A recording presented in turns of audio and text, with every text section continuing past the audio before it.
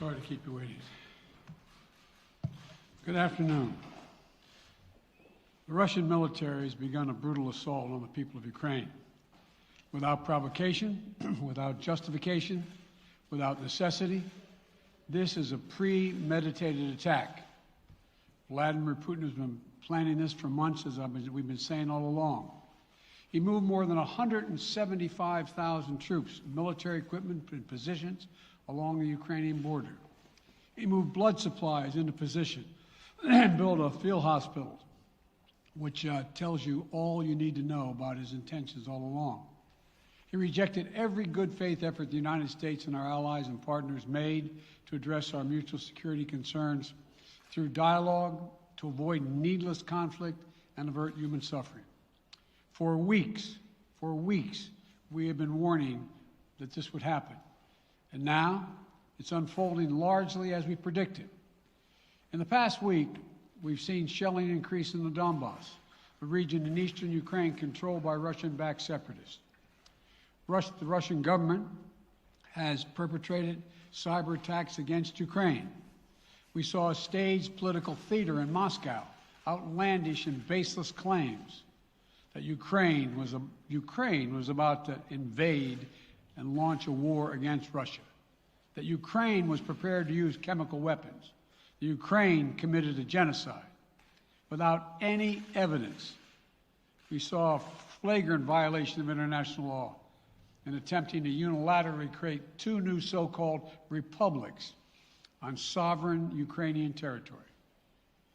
And at the very moment that the United Nations Security Council was meeting to stand up for Ukraine's sovereignty, to stave off invasion, Putin declared his war. Within moments, missile strikes began to fall on historic cities across Ukraine. Then came the air raids, followed by tanks and troops rolling in. We've been transparent with the world. We've shared declassified evidence about Russia's plans and cyber attacks and false pretexts so that there could be no confusion or cover-up about what Putin was doing. Putin is the aggressor. Putin chose this war, and now he and his country will bear the consequences. Today, I'm authorizing additional strong sanctions and new limitations on what can be exported to Russia. This is going to impose severe cost on the Russian economy, both immediately and over time. We have purposely designed these sanctions to maximize the long-term impact on Russia and to minimize the impact on the United States and our allies. And I want to be clear, the United States is not doing this alone. For months, we've been building a coalition of partners representing well more than half the global economy. 27 members of the European Union, including France, Germany, Italy, as well as the United Kingdom, Canada, Japan, Australia, New Zealand, and many others, to amplify the joint impact of our response. I just spoke with the G7 leaders this morning, and we're in full and total agreement. We will limit Russia's ability to do business in dollars, euros, pounds, and yen to be part of the global economy. We'll limit their ability to do that. We're going to stunt the ability to finance and grow the Russian military. We're going to impose and we're going to impair their ability to compete in high-tech 21st century economy. We've already seen the impact of our actions on Russia's currency and the ruble, which early today hit its weakest level ever in history. The Russia stock market plunged today. The Russian government borrowing rate spiked by over 15%. In today's actions, we've now sanctioned Russian banks that together hold around $1 trillion in assets. We've cut off Russia's largest bank, a bank that holds more than 1/3 of Russia's banking assets by itself, cut it off from the U.S. financial system. And today, we're also blocking 4 more major banks. That means every asset they have in America will be frozen. This includes VTB, the second largest bank in Russia, which has $250 billion in assets. As promised, we're also adding the names to the list of Russian elites and their family members that we're sanctioning as well. As I said on Tuesday, These are people who personally gain from the Kremlin's policies, and they should share in the pain. We will keep up this drumbeat of those designations against corrupt billionaires in the days ahead. On Tuesday, we stopped the Russian government from raising money from U.S. or European investors. Now we're going to apply the same restrictions to Russia's largest state-owned enterprises, companies with assets that exceed $1.4 trillion. Some of the most powerful impacts of our actions will come over time as we squeeze Russia's access to finances and technology for strategic sectors of its economy and degrade its industrial capacity for years to come. Between our actions and those of our allies and partners, we estimate that we'll cut off more than half of Russia's high-tech imports. It will strike a blow to their ability to continue to modernize their military. It'll degrade their aerospace industry, including their space program. It'll hurt their ability to build ships, reducing their ability to compete economically. And it will be a major hit to Putin's long-term strategic ambitions. And we're preparing to do more. In addition to the economic penalties we're imposing, we're also taking steps to defend our NATO allies, particularly in the East. Tomorrow, NATO will convene a summit. We'll be there to bring together the leaders of 30 allied nations and close partners to affirm our solidarity and to map out the next steps we will take to further strengthen all aspects of our NATO alliance. Although we provided over $650 million in defensive assistance to Ukraine just this last year, let me say it again. Our forces are not and will not be engaged in the conflict with Russia in Ukraine. Our forces are not going to Europe to fight in Ukraine, but to defend our NATO allies and reassure those allies in the East. As I made crystal clear, the United States will defend every inch of NATO territory with the full force of American power. And the good news is, NATO is more united and more determined than ever. There is no doubt that the United States and every NATO ally will meet our Article 5 commitments, which says that an attack on one is an attack on all. Over the past few weeks, I ordered thousands of additional forces to Germany and Poland as part of our commitment to NATO. On Tuesday, in response to Russia's aggressive action, including its troop presence in Belarus and the Black Sea, I've authorized the deployment of ground and air forces already stationed in Europe to NATO's eastern flank allies, Estonia, Latvia, Lithuania, Poland, and Romania. Our allies have also been stepping up, adding the other allies, the rest of NATO, adding their own forces and capabilities to ensure collective defense. And today, within hours of Russia's unleashing its assault, NATO came together and authorized and activated an activation of response plans. This will enable NATO's high readiness forces to deploy and when and where they are needed to protect our NATO allies on the eastern boundaries of Europe. And now I'm authorizing additional U.S. force capabilities to deploy to Germany as part of NATO's response, including some of the U.S.-based forces that the Department of Defense placed on standby weeks ago. I've also spoken with Defense Secretary Austin and Chairman of the Joint Chiefs, General Milley, about preparations for additional moves should they become necessary to protect our NATO allies and support the greatest military alliance in the history of the world, NATO. As we respond, my administration is using the tools, every tool at its disposal, to protect American families and businesses from rising prices at the gas pump. You know, we're taking active steps to bring down the cost, and American oil and gas companies should not exploit this moment to hike their prices to raise profits. You know, in our sanctions package, we specifically designed to allow energy payments to continue. We are closely monitoring energy supplies for any disruption. We've been coordinating with major oil-producing and consuming countries toward our common interest to secure global energy supplies. We are actively working with countries around the world to elevate collective release from the strategic petroleum reserves of major energy-consuming countries. And the United States will release additional barrels of oil as conditions warrant. I know this is hard and that Americans are already hurting, I will do everything in my power to limit the pain the American people are feeling at the gas pump. This is critical to me.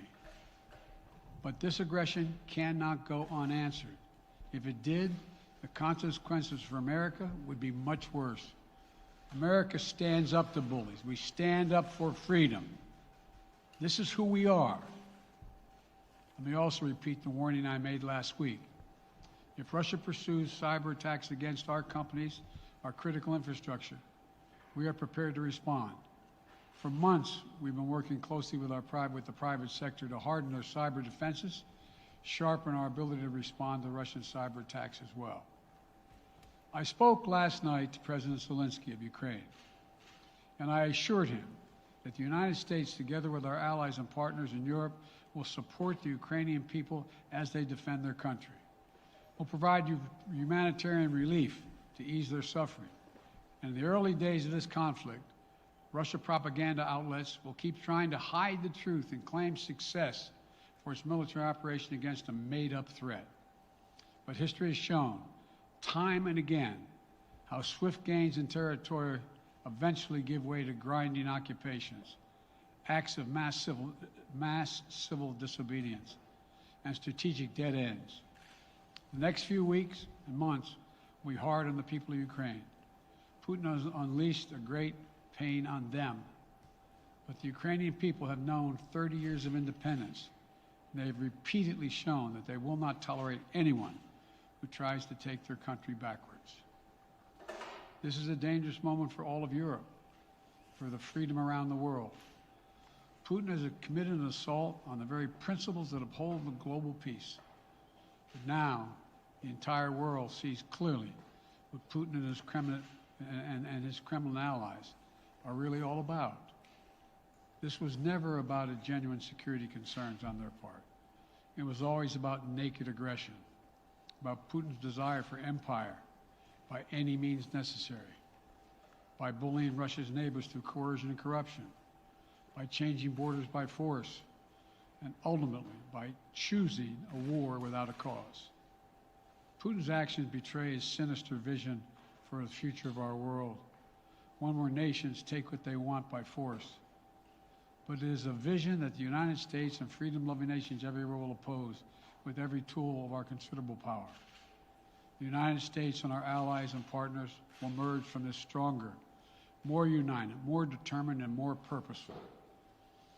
And Putin's aggression against Ukraine will end up costing Russia dearly, economically and strategically. We will make sure of that. Putin will be a pariah on the international stage.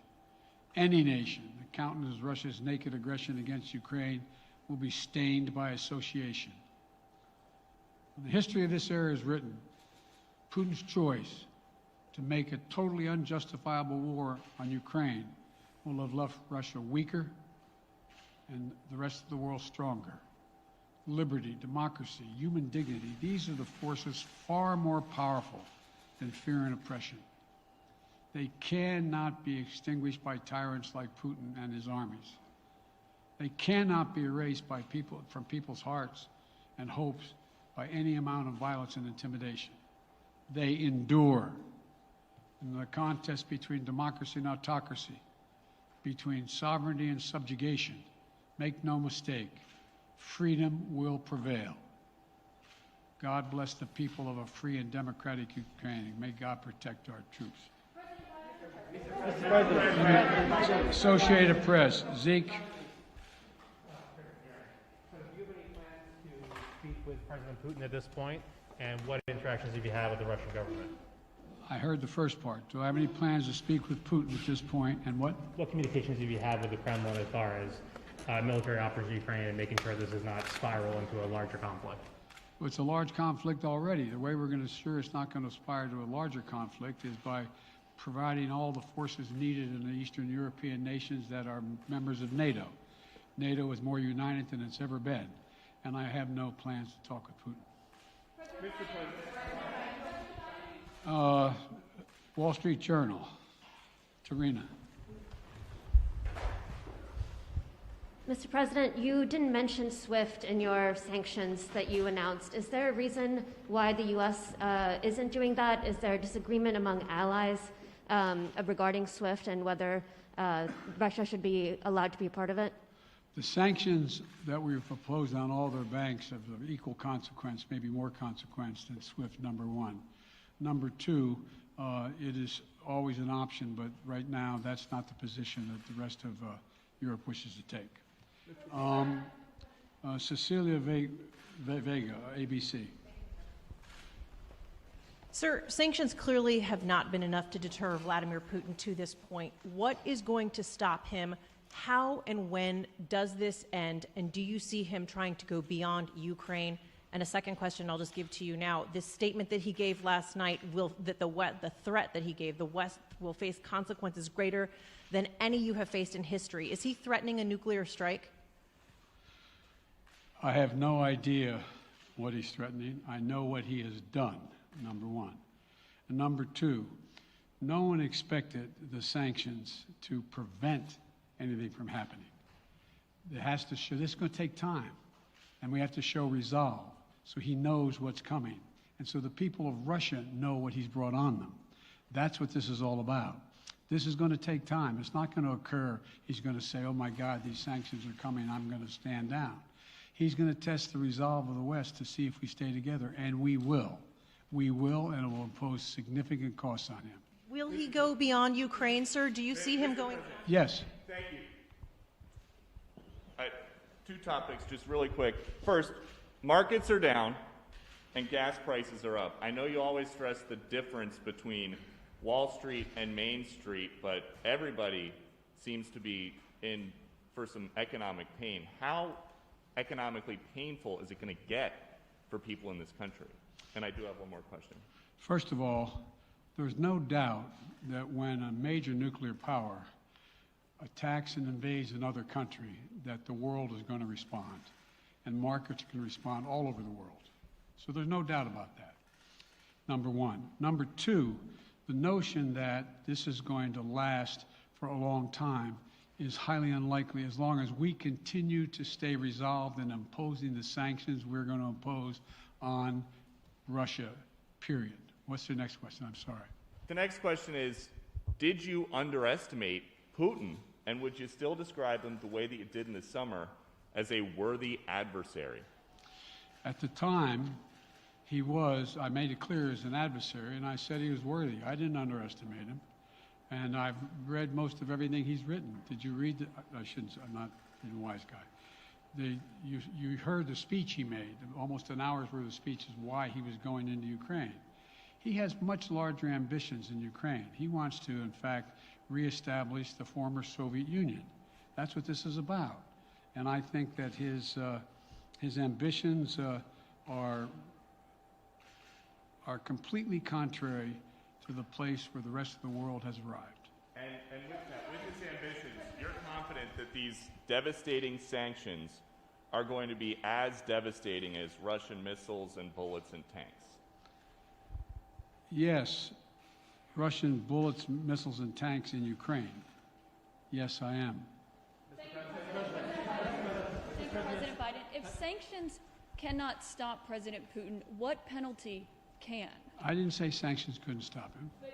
You've been talking about the threat of these sanctions for several weeks now. Yes, but the threat of the sanctions and imposing the sanctions and seeing the effect of the sanctions are two different things. They're two different things. And we're now he's going to begin to see the effect of the sanctions. And what will that do? How will that change his mindset here, given he's because attacking it will so Ukraine weaken his country that he'll have to make a very, very difficult choice as to whether to continue to move toward being a second-rate power or, in fact, respond. You said in recent weeks that big nations cannot bluff when it comes to something like this. You recently said that the idea of personally sanctioning President Putin was on the table. Is that a step that you're prepared to take? And if not, it's not a bluff, it's on the table. Sanctioning President Putin? Yes. Why not sanction him today, sir? Mr. President? Why not sanction him today, sir?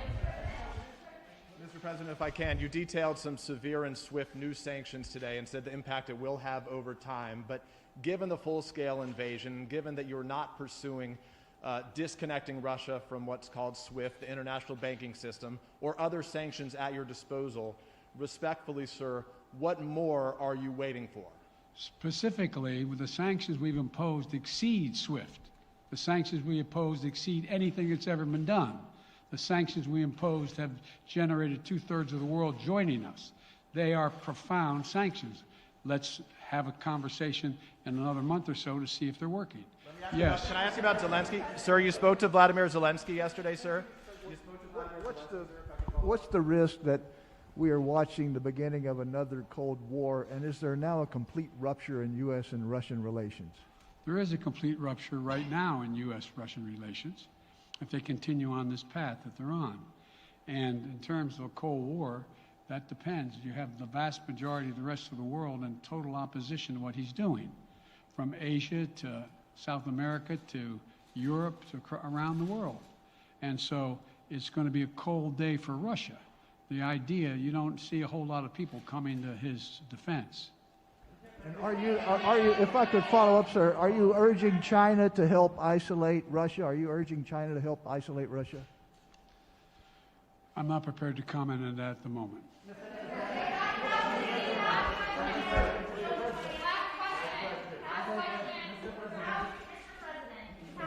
No. Yeah. No. He's had his hand up a long time. Thank you, Mr. President.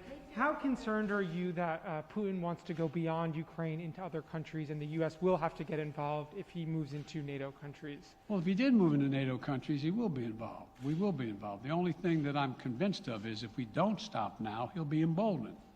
If we don't move against him now with these significant sanctions, he will be emboldened. Look, you know, well, anyway. Can you talk anything more about your conversation? Mr. President.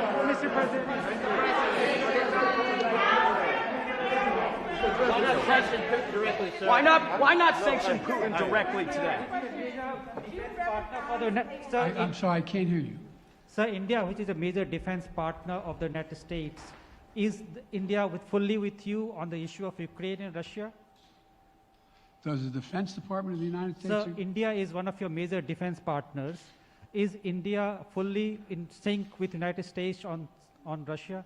We're in consultation with India today. We haven't resolved that completely. One more question. Okay, thank you all very much.